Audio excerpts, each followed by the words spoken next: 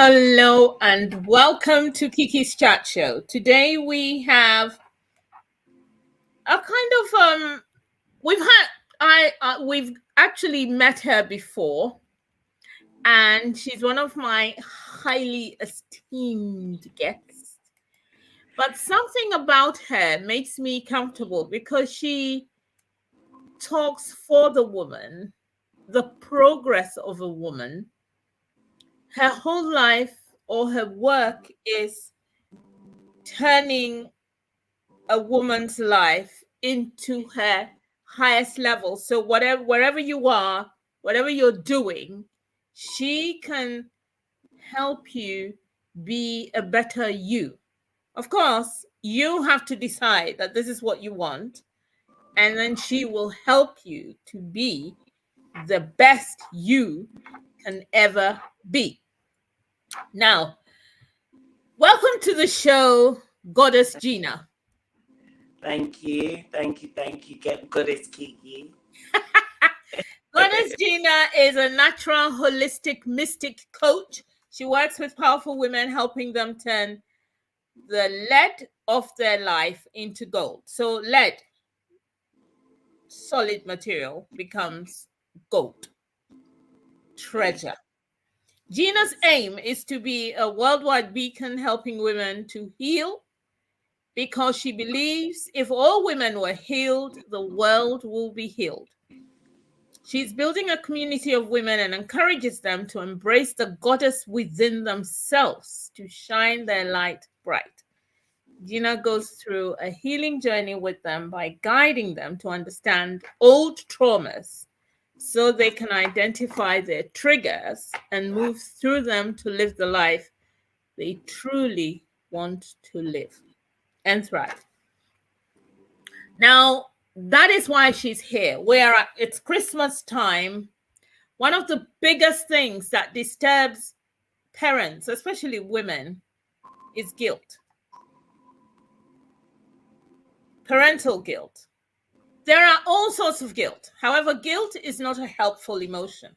Guilt is a powerful, destructive emotion, which all human beings feel in different forms. You feel guilty about one thing or another. But when you have children, some people have a mild form, and that one can be rectified. You do something, or you say something, or you even smack your child, and then you correct it with an apology or in a discussion, and you let it go, and the child lets it go. However, some of it is so powerful and crippling, and a lot of the crippling guilt can cause stress and anxiety for the parent, for the child, and in some extreme cases, death. Some parents mistakenly view guilt as a sign that they care about you. You know, when you feel guilty, you care, and maybe you're not doing the right thing for the child, and so you just let them run wild. But today we're coming to talk about guilt, because this guilt sometimes, in view of the cost of living crisis, people haven't got money, people are going through all sorts of situations. You can't buy presents for your children, you can't afford it basically, while you're looking for heating bill, this bill, that bill. And it's worldwide. It's not just the UK or Ghana or Nigeria. No, it's worldwide. It's happening live for all of us. We need to kind of discuss ways and means where we see the guilt that we feel as something else, and we see it as something that we can work on. And as you know, this is for women, by women, to women, with women. So I've got Gina here, and we're going to discuss parental guilt, female guilt, motherhood guilt, so that we try and see how we can come to an impasse, and not to feel guilt, but to feel something else, or to identify something else. Welcome to the show again, Gina, my darling.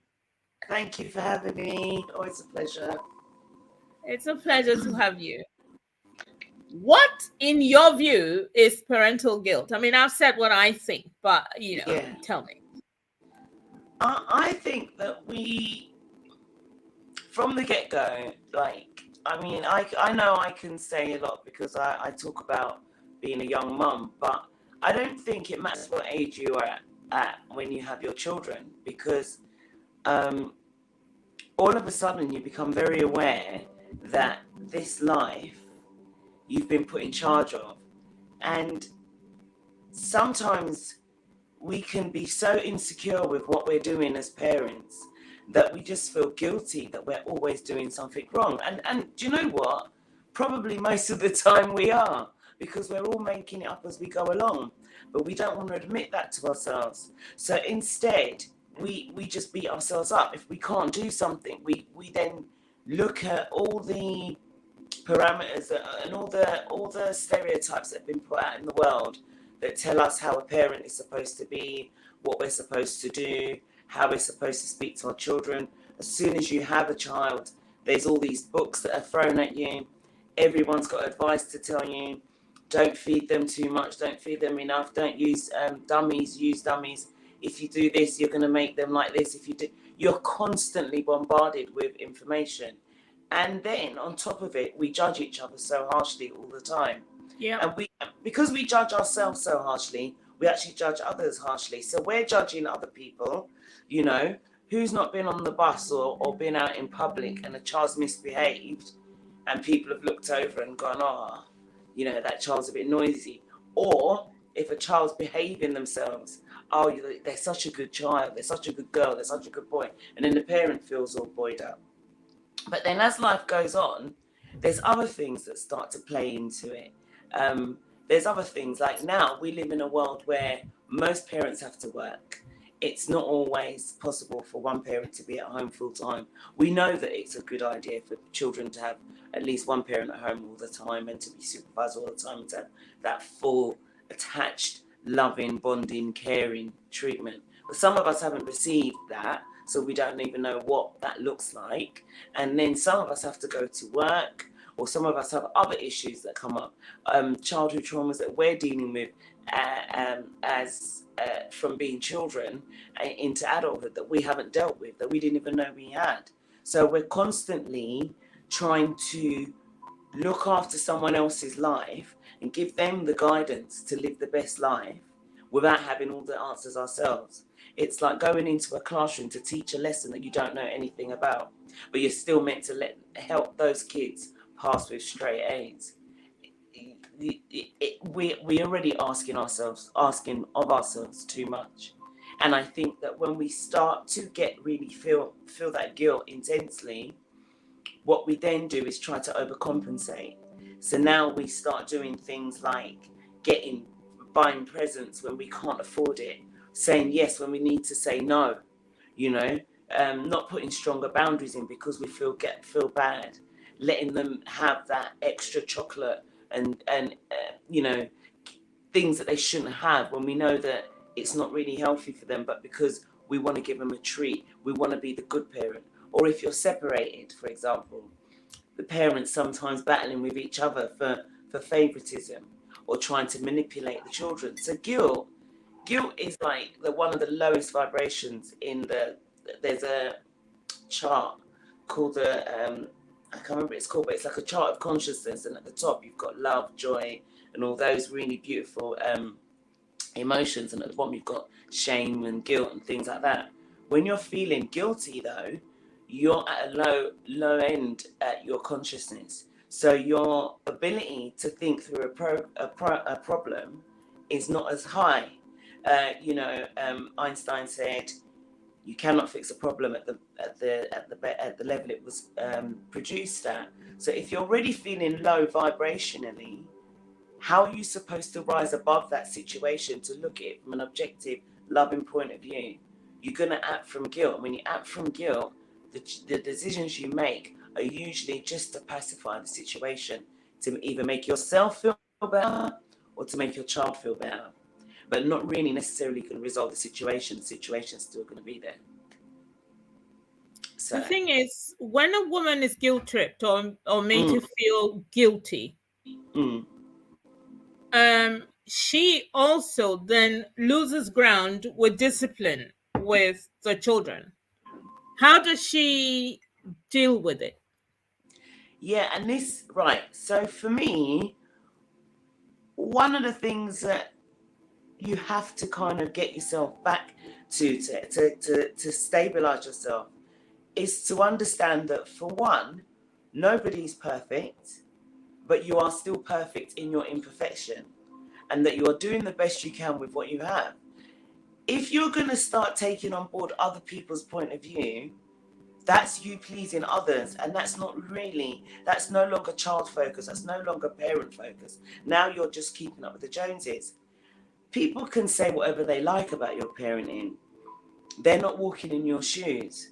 So But you have what if you are in a marriage situation or a partnership with there's somebody else there, and the male is always telling you or using you, letting you think that your way is not the way, and you're a bad mother, you're a bad mother, you're a bad mother, you're a bad mother. yeah.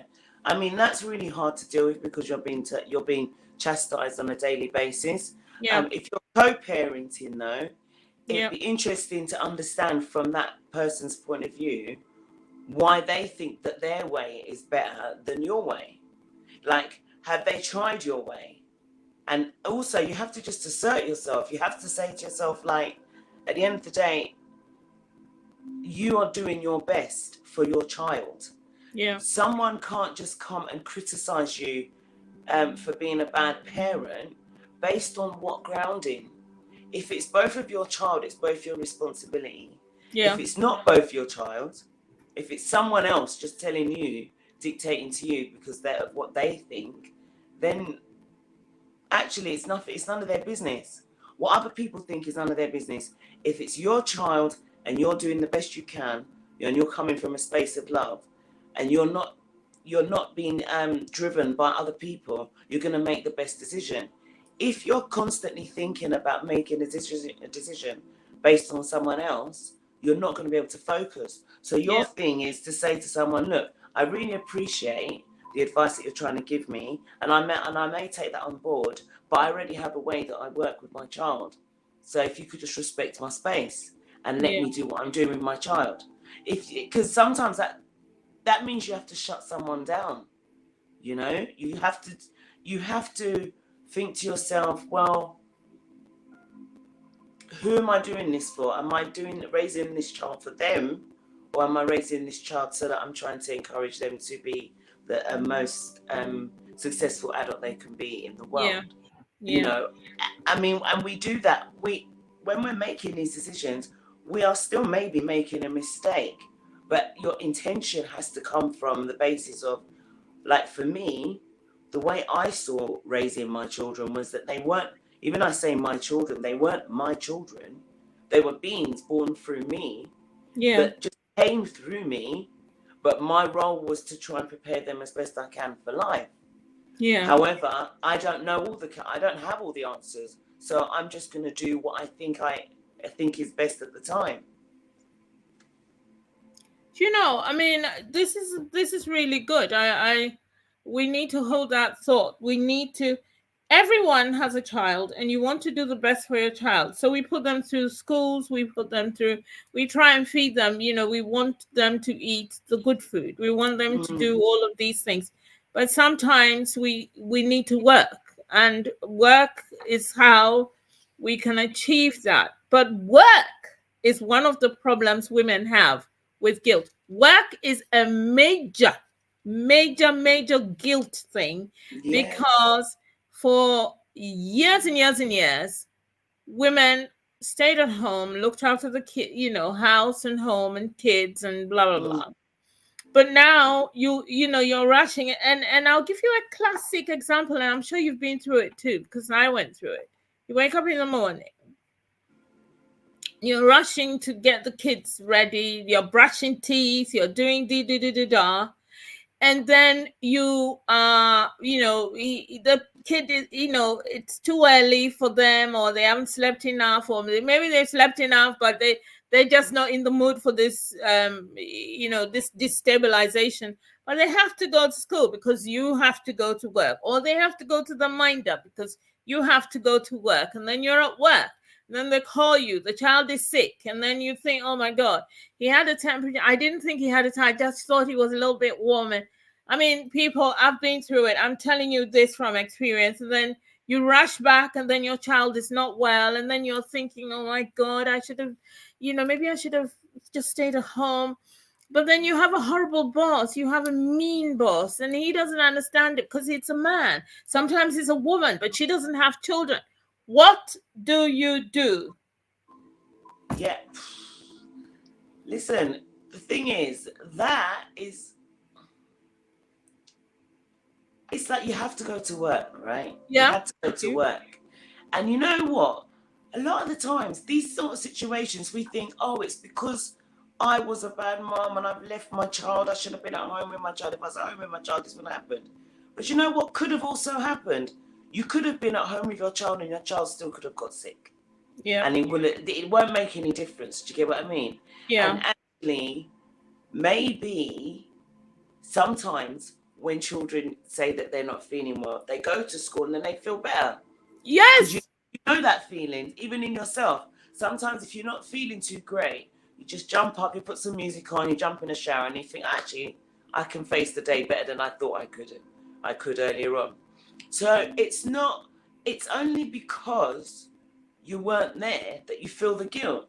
So the thing is just to acknowledge that, you know what, it is a shame that I wasn't there with them when this happened, but I didn't cause them to be sick by not being there. If they had a sniffle, that was coming anyway. Yeah. Do you get what I mean? And it's like you have to give yourself a break. And I think that's what it is. It's like I used to have guilt for so many things. Like, gosh, so many things. Like, I just felt I was driven by guilt. Like, always a decision was always guilt-led. Trying to say no to my children was like crazy. I just used to, and then you know what some of us do? We want to say no. We can't say no. But we have to say no.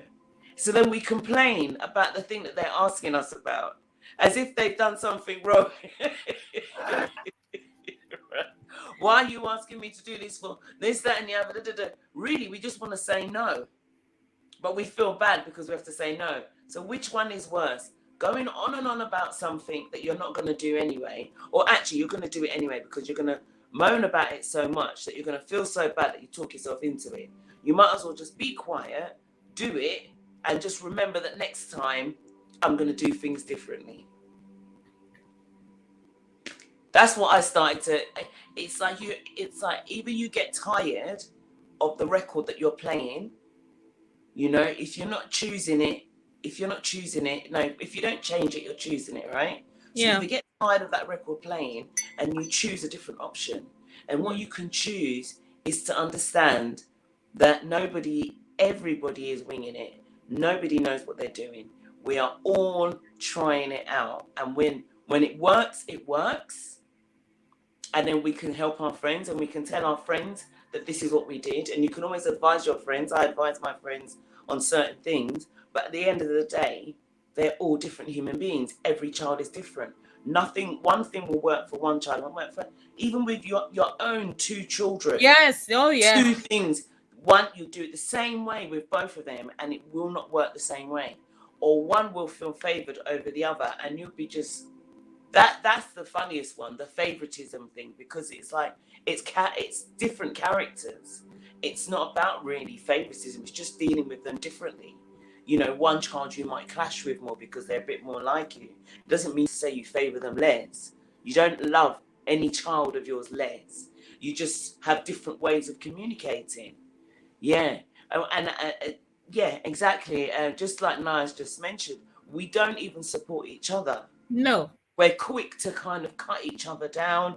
We're quick to talk about how one child's not doing well, or look at this one's child, or what she's not doing, or when the child's misbehaved, the mum, if the mum's this, the mum's that. No one takes into consideration that every child is also an individual with a characteristic that is a way of behaving that every adult is going to interact with differently. So you I don't know if you've experienced this, but when my kids were younger, people used to say, They used to go to someone's house and they're so good, they cleaned up, they washed all the dishes, and I'd be thinking, like, when they're home, I have to chase them to clean.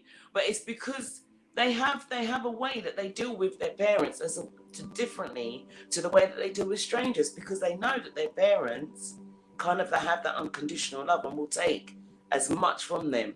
As soon as a child is born, the first thing they do is manipulate you. They cry. They get your attention for things. It's a survival thing. It's not personal.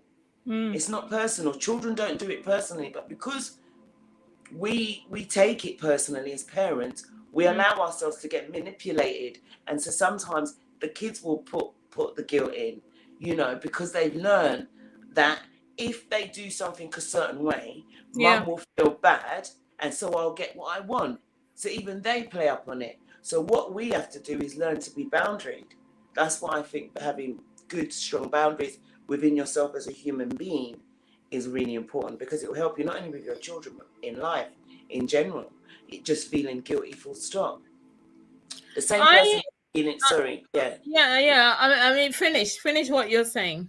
But the same person feeling guilty about going to work and leaving their child will be the same person that feels guilty saying no to their boss when they're piling on too much work and they need to get home to their children. Pick one. Do you know what I mean? Yeah. You have to pick your boundaries. That's what you have to pick. No, I agree with you. One day, I have two boys, and one day someone said something to me. Someone said to me, your children are so well mannered, and they're really good, and the older one looks after the younger one, and it's the way they interact. And they came to her house, and they wouldn't eat until I got there, and then she said, she asked them if they wanted to eat, and they said no. And then when I came and I said, oh yes, you can eat, and then they had some dinner and blah blah blah blah. It was a trigger point for me. Yeah. And we went home.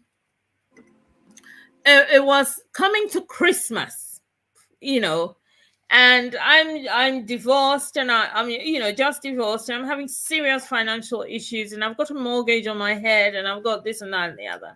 And I thought it was a mental note. I was very grateful for what the woman said. So I sat them down and I said, look, I'm broke.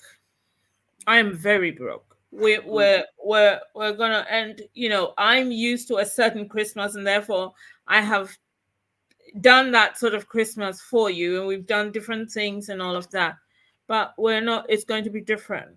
But we are going to still have fun. And I try to explain to them that it's up to you. You decide. You make a conscious decision on how you want your life to be, and then you look at progress. Now our life is not going to stay like this. It's going to change, and we're going to do X, Y, and Z and everything. Anyway, we had a really great, it was one of my best Christmases ever.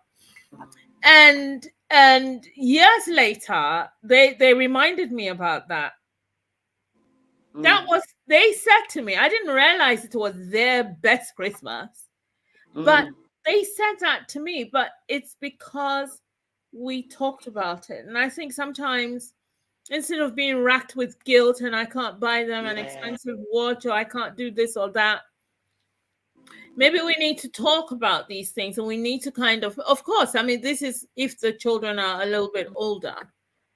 But when the child is young and is 5 years old or 6 years old and doesn't understand and is crying and it wants a particular toy, or I mean, how does one deal with it? I mean, what are the signs of parental guilt, really? That's one thing that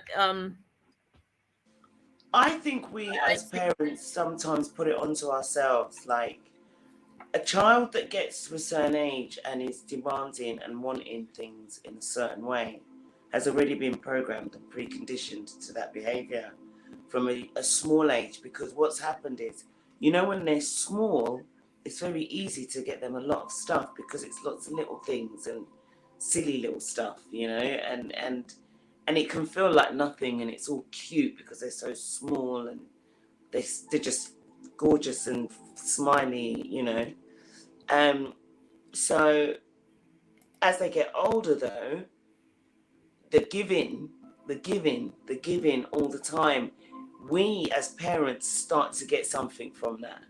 We like to see them joyous. We love to see them happy, so we keep giving them. And we don't realize that we are now conditioning our children Conditioning them, to not being able to not receive. And I'm not saying we shouldn't. It's good for our children to receive and take things well, because we don't want them living from a space of lack and thinking that they always need to have. But we need to give them more grounding.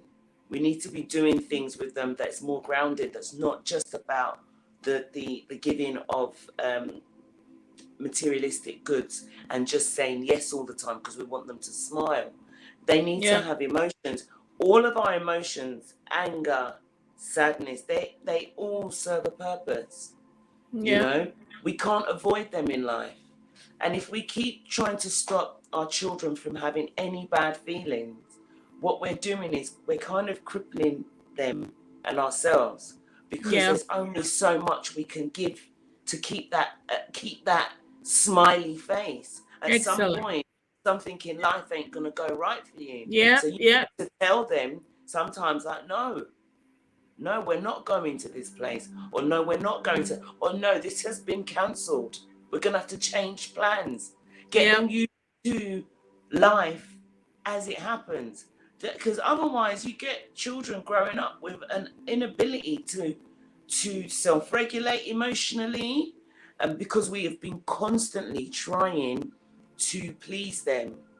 We've constantly tried to cushion the blow that was eventually going to come on some level, but now the blow that comes for them feels harsher than what it really is, because they've never really had to you've not really expressed or helped them or prepared them for life. Emotionally.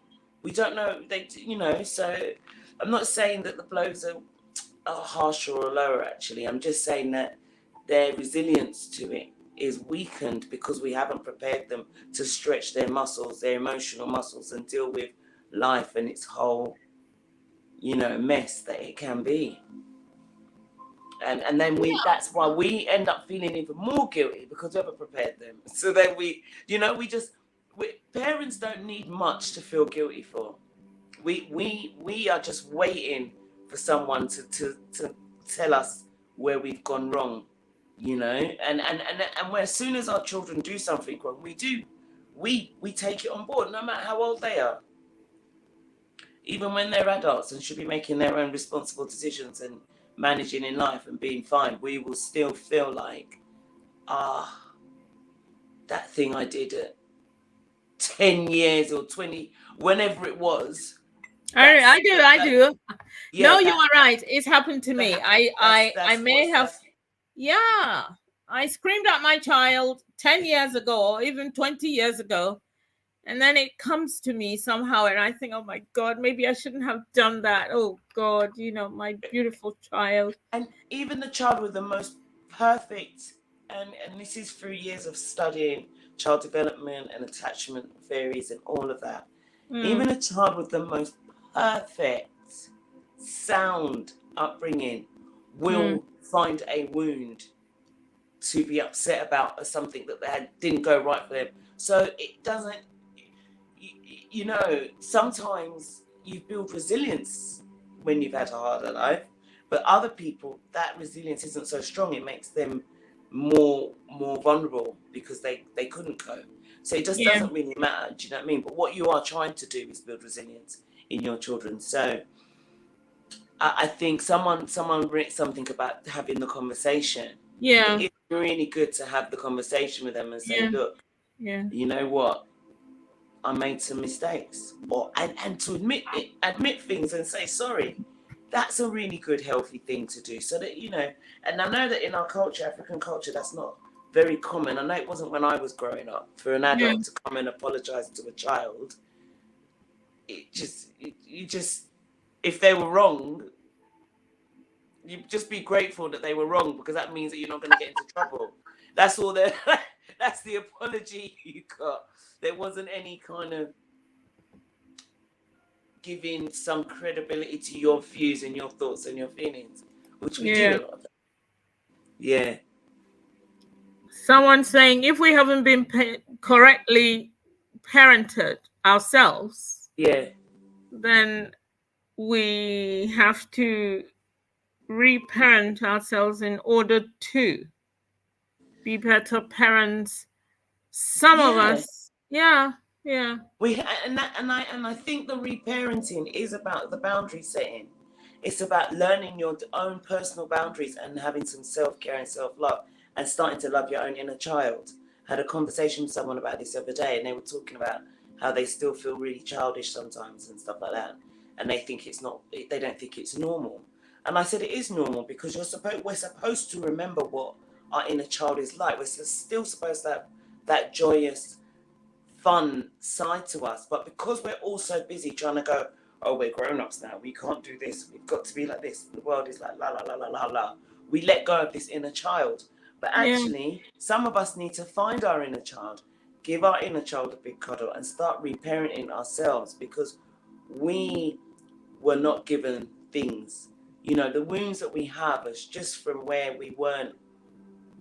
We made up a story about something that happened at a stage in our lives, and we didn't get that resolved and dealt with, so we still feel that wound, that pain from it, whether it's an abandonment, whether it's not getting the right attention, whether it's because the parents shouted at us one time and then now we feel like we're not very worthy, or whatever it is.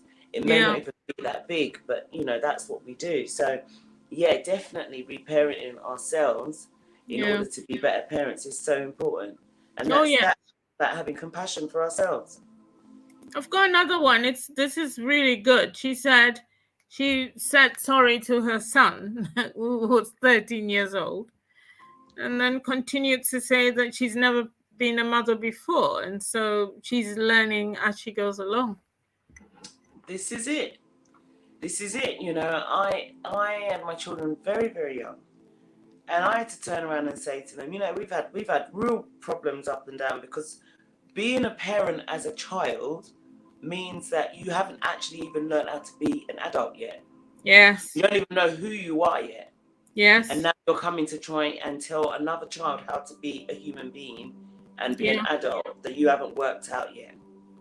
And then a lot of the decisions that are made are based on a child's mind of injustice. So as a child, you may find things that your parents did unjust. So then when you have your children, you're like, I'm going to let them have all the freedom. I'm going to let them do whatever they want. But really, that's very childish, because you can't have all the freedom and do what you want. And if you let your child do that, you're going to come up on a teenager who you can't manage, because you didn't manage them when they were young, because you was in your child mind trying to parent them as a child. So I had to admit that I didn't know what I was doing. And like this person is saying, totally agree. Just admit your faults. I didn't know what I was doing, but we're communicating now, so therefore we can talk about things. And once you start to get to that level with your child where you can communicate, that's when you got to start really checking things like your guilt. And that's when you got to start really trying to be your most authentic self and not sugarcoating life because you're worried about how they're going to receive it. We sugarcoat children all the time.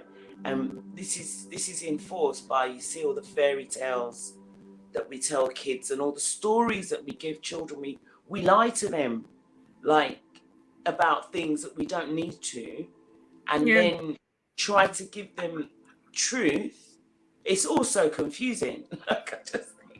I think it's actually confusing. I think we should let them know that these are fairy tales and they're out there, that this is not a part of their real life, and that this is real life, and these are the stories, and there is magic out there, and you can teach that, because obviously I tell you, I'm into alchemy and magic. People will see that as magic, but really it's just about energy and understanding yourself. But you can teach them about their own abilities to create a better lives and stuff like that, which is true. But a lot of the times we give them stories that are really, dangerous thing to say now. I won't mention Santa because that's controversial. I don't know what. I understand. But one of the things that I think that you're saying is also, and the impact of it, is when we tell them these fairy tales, which are fairy tales, and then they, with the advent of social media, there are people who live in garages and things who pretend that they're living in castles. There are people who have a bicycle and takes a photo in front of a Bentley.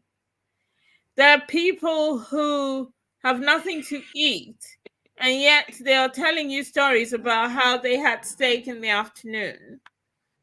And then your child, who is so caught up in the fairy tale world, thinks that that's what people are doing and that that's what he must do. And we have a lot of that. We have a lot of people who cannot differentiate between real life and what is really the truth, and therefore what they see is not really the truth.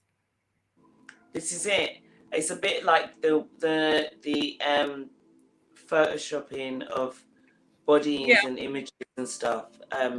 You've got a lot of young girls, haven't you, and young boys actually, because there's, you know, just say celebrities out there that they look perfect, but people are trying to look like a body that's not even real.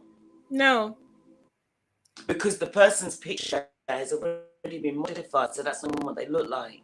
So you're trying to look like an image that isn't true. So we are constantly, and when we talk about Christmas, everyone brags about the expense of Christmas. Yeah. Look, if you've got money and you want to spend it, I've got no problem with that. I don't have this hang up about what I think people should spend their money on, and rich people, whatever people. I don't care about all that. But if you're only doing it for one day, for the photo ops, for the so that you can say, look at my tree and all the presents and everything, but you don't have any money, then that's something that you're teaching your children. You're teaching your children that they have to look a certain way so that they can be accepted by society. I mean, that's a big generalization, right? But I feel like that's what a lot of Christmas is about. I love putting up my tree. I've had the same tree for years, but we get new baubles every year and we put them up, different baubles, and we add to it. But I didn't put a tree up last year, and I don't know why. I can't remember what was going on last year, but didn't get around to putting the tree up. Oh, that was it. The kids, we couldn't organise ourselves to be here together to put it up, and because they don't live at home anymore, it was kind of like, when are you gonna, and we couldn't get around to it. And then before I knew it was Christmas Day, so we just ended up with no tree. But I've had Christmases which have been really, like you say, not great, where we've not had enough, and I've just said to them, look, there's not as much on the table this year, so there's going to be food, but I don't know about presents, and the food's going to be like, and in that year, funny enough, the kids did so much food shopping. I got so many presents. I never, and usually it's the other way around, where I've got them loads of different things. Yeah. I got so many presents from them. Yeah. They done the food shopping, and it was just, like you say, I think it's probably one of the best ones, where you just think to yourself, gosh, it's been so nice, considering I've thought that I wasn't going to have, be able to make it this, what we think is abundance. And that's another thing. We think abundance is materialistic. Abundance is about the joy of life. Abundance is having people that you can even call family, having people that you can call. Abundance is even just being able to sit there and even have a sandwich for Christmas Day. We've made it so emotionally driven that it's just another day. It's just another weekend. But on that weekend, if you're alone, there are more suicides and everything than any time of the other time of the year. Yeah. Because that day, because it's called Christmas Day, because it's called New Year's. Do you get what I mean? But it's just another day. It's just another day in a week. It is. I like it. I like Christmas because I like that feeling, that festive feeling, I just like the festive feeling. I'm not religious at all, so I just enjoy the whole festive feeling. And when I was working in an office job, I enjoyed that break, that guilt-free Yeah. Guilt days off when the office is shut and nobody can expect you to be working, unless, of course, if you work for yourself, which a lot of us do now. We will be doing some sort of social media or doing something. We'll be doing a little bit of work, but it won't feel like work because we're working for ourselves and we love it. But yeah, Christmas is just another day, and if you're on your own, Yeah. it could be very isolating. Yeah. No, you're right. You've said it all. In fact, you've educated. You have, we have ideas and we have things, and we go through things. Women, as women, we go through emotions and we go through experiences and we go through. And sometimes it's experiences that determine the direction of where our life is going and how we deal with things. It's purely experience. Experience is very important. Therefore, I think you've put it together in such a way that I think everybody who's watching now or who will watch it later is going to think about it and think about, because I mean, for me, my kids have grown, they have their own mind. They now bully me and they're parenting me. So that's a whole different discussion. That's a whole nother show. Yeah, that we're gonna have one day. But I think,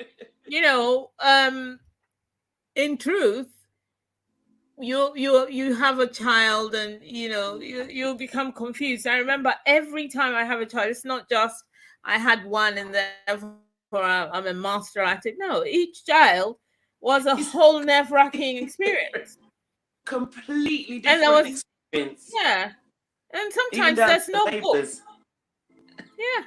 And there's no book telling you step one, do this, step two, do that. No, it's not like that for a lot of No. us. We kind of like muddle through it. We had good intentions. We had a lot of love, and they've grown. So I don't know. I mean, I'm so glad that you said all that you've said, and it's all taken us straight into the Christmas season where what is important is time and spending time. I love Christmas, just like you said. And it was important because you're at home, the parents are at home, there's a lot of excitement and happiness and things happening, and people being generally kind to each other. I like the kindness part. That is how I identify with Christmas. I mean, people, it's not the present. I mean, I like presents, don't get me wrong. If you feel like giving me a present, hey, I'm here. But what I'm saying is, it's more than the present itself. It's more the kindness bit, how people appreciate people, and you kind of love your neighbor as yourself for a change. And that's so. Yeah, I'm very grateful, and I'm very grateful also to all of the listeners who have put their views on there, because that's also additional. People think different things, people do different things. And I mean, the one thing, when I read the listener who said she said sorry to her 30, do you know that my young son always says, so are you going to say sorry now, mommy?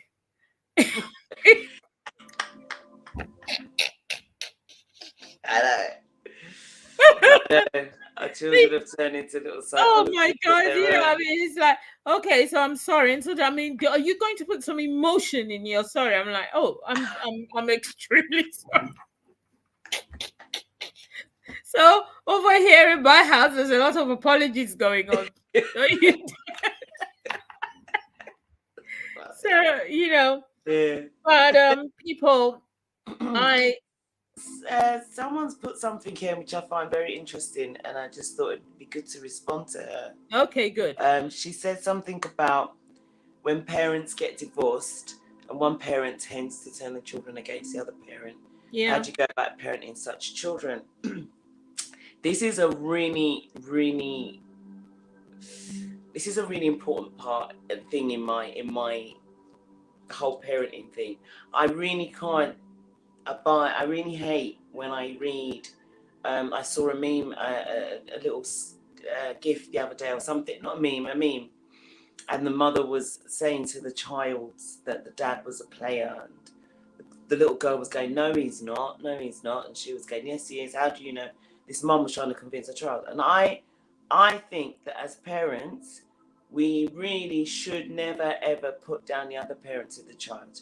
When you two got together, you were happy as Larry. Okay, it went wrong. But whatever happened between you two is nothing to do with the children.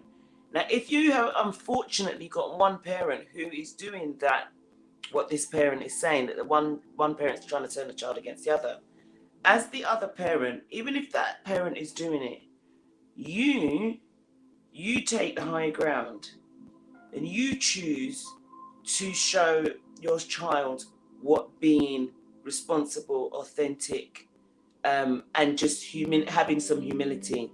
Don't start scoring back about the other parent. Don't start telling the child that the other parent is bad for doing anything. Just say to the child, I don't know, your parent's obviously quite upset. I'm sorry that it's making you feel like. Talk to the child about how they're feeling. Let them get their feelings out about how it makes them feel, and perhaps help them to work through whatever they're feeling, because they get put in the middle and they're like little tugs of war. They don't know which way to go because one parent's saying one thing about the other. And what parents don't realize is whenever you are putting down your child's, say if it's the mother putting down the father or the father putting down the mother, whichever side you are, if you're a parent putting the other parent down, know that what you're doing is saying to that child that half of who made you is crap. So what do you think the child feels about themselves? That half of who they are is crap. I mean, children may feel like this anyway. They may not like their other parent because of certain things that have gone on, but there's no need to add to it by slandering their parent. So if you've unfortunately got a parent, if you've separated from someone and that other parent is doing all that, saying all of that, leave them to it, but you act honorably. Let your child see you doing that, because children grow and they develop their own minds, and then they eventually see for themselves where they've been manipulated. And if you've been the parent that's been level, at least they've got half of that, so that they can have an objective point of view when they get older. But if you've been a parent trying to turn your child against the other parent, and you're both doing it, that child's just going to either use you two both to manipulate you against each other to get themselves in problems, because they won't have any clear boundaries and no one to stop them, or they're going to turn on one of you, or it's just going to implode and this child's going to have all the mess. And I just think you always have a choice as a parent. You can choose if you want to be that parent that's going to use your child as a tool. And I say don't. And a lot of us women we get really beaten down on for that. We get told that we're making the children feel like this. Some children make up their own minds about their parents. Yeah. So if you haven't done anything, you can hold your head up and go, I haven't told your child anything. Your child feels like that about you because of what you've shown them. Oh, yes. Nothing to do with me. But if you've been a parent who's been trying to manipulate that child, then how do you hold your head up and argue that? No. That's I mean, I agree with everything you said, and especially if you want the best for your child, then just leave it. Let them find out for themselves what the situation, and it's better that way. The thing is, you are with me. I love you, and I'm gonna do the best I can for you. Please, let's not, nope, let's not go there. That sort of thing. And in the end, because you see, sometimes the other parent is more immature, more all sorts of things, and then they're the ones saying, they're the ones doing, but where are you? So and the child is growing. So sometimes you just leave it and let nature will do it for you. Nature will do it for you. And then they'll come back and they'll ask you questions, and then you just give them the answers in as compassionate a way as possible, but with truth. Again, don't let the guilt get you to start sugarcoating and that. And I'm speaking as we've all been there as parents where we've sugarcoated things, where we thought was making it better, but we just haven't prepared them properly now for what's still going to come down the line. Indeed. Oh, our time is up. Wow. It's always so nice talking to you. I feel like I could just chat to you for ages. Yeah, you know, and also it's like as if we haven't even finished yet. We're getting to the kind of, Getting you into know, the we've juicy. talked a lot though. Yeah. Yeah. We've talked a lot. We've dealt with a lot of things. We've all learned from this, and it looks like even the listeners are contributing and saying all Mm. sorts of things. So they're part of the whole discussion. And so it's like we have picked up things. We all have different experiences, and we've shared it. I want to thank you so much for coming on and for, you know, the energy which you bring to my Yeah. show. I love it. I love it. And I want to thank all of the people who are listening and who will be listening and, you know, blah, blah, blah. I thank you because it's all part of it. This is the way it's going to be. This is our life. There is no book, manual saying you push 3 times, you do this, and then you've had the baby, and then now this is what you do. You may be told that give the baby breast milk, and then the baby doesn't want breast milk and is going to have formula. I mean, every child is different.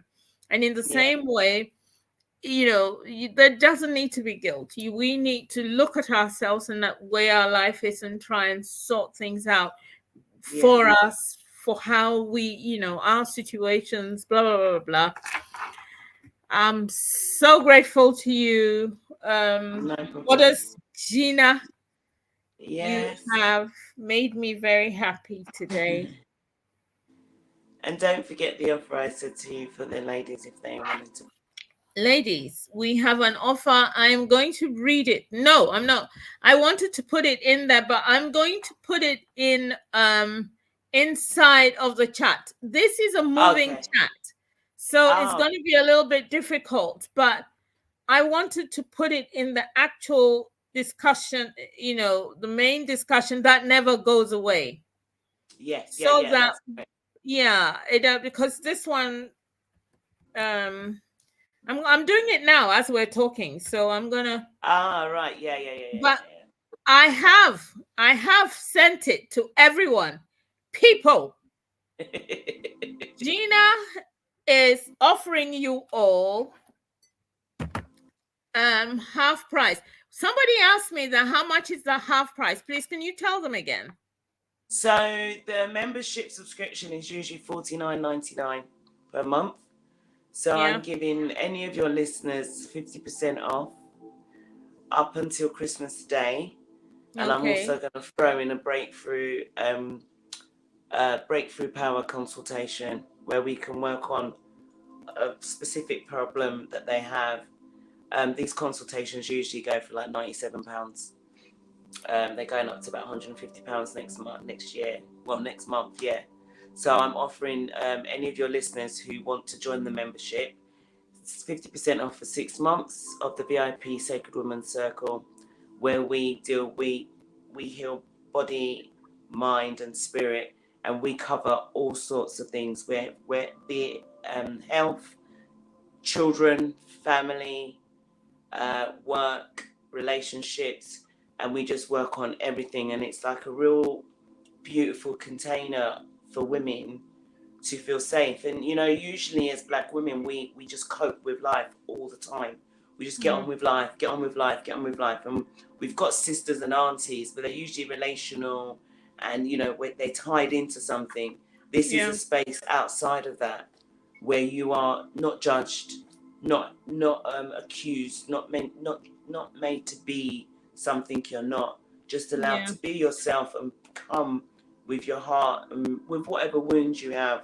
We welcome you and we help you through it, help you work out what your trauma is, because as parents as well, we don't know what our traumas are a lot of the times, so we repeat a lot of behaviors that are not helpful, so we work through all of that. So people Gina, can join me if there. is it just UK or can everyone No, anyone can join. I mean, the timings are UK times. I am considering doing if I get enough of a call for it, I may do two different time slots in a day, But at the moment, I'm sticking to one time. But I've worked with women in the US. I've worked with women anywhere. It doesn't matter. We just work out our timings, because I also do one-to-one. You don't have to work in the group, the VIP membership. You can work as a one-to-one with me. And in that instance, we'll work out the timings for you. So I don't, yeah. It's international. I'm a worldwide beacon. You are a worldwide light. There light. we go. Shining my light all this. You know, from my heart. One thing I need to tell you, Gina, before we go, because my time is running, and I'm sure you know, is that Gina goes off to Africa and she's having a good time, and I'm following because I'm having a good time with her on Facebook. And I'll be sending her, Gina, what are you doing next? I want to be. I know. I had the best time. And I want to go over for a few more months and do a real sort of touring kind of holiday where I just connect with everybody. It was beautiful. The best. Doing Circle from Nigeria was just stunning. I loved it. Good. Loved it. My mum even joined. Oh, wow. It was quite funny, actually, because imagine doing Zoom. My mum was calling me about something in the kitchen at one point. I had to tell her that I was on air and if she could not shout at me in the background. Is she watching now? Is he watching? I don't know. I love her. She might be. She caught the last one. She enjoyed it. Well, send her this one as well. She'll enjoy it because she liked it. You know, when everybody, all mothers, we all have it. It happens to all of us. And so there are times when we think about it and we think, oh, maybe I shouldn't have shouted at him at this point. Maybe, you know, and all of that. You know, I've got a prompter who says, Mommy, apologize now. I mean, this was so, you know, I think that we've learned a lot, and I think,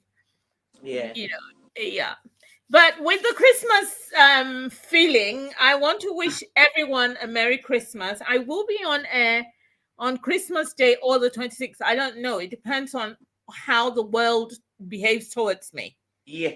If I get too full and too kind of too much Baileys.